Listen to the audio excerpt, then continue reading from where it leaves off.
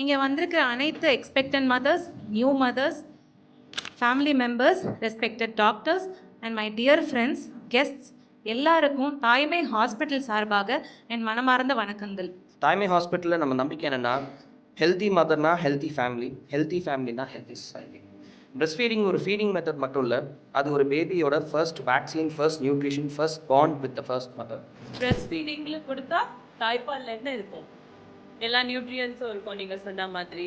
So அது எதுக்கு help பண்ணும்? பேபியோட டைஜஷன் ஹெல்ப் பண்ணும். தாய்மைங்கிறது இட்ஸ் அ வரம், எல்லாருக்கும் கிடைக்கிறது இல்லை. பல பேருக்கு அது ஏக்கம். ஸோ கடவுளால் சூஸ் பண்ணப்பட்டு கொடுக்கறது தான் இந்த தாய்மை.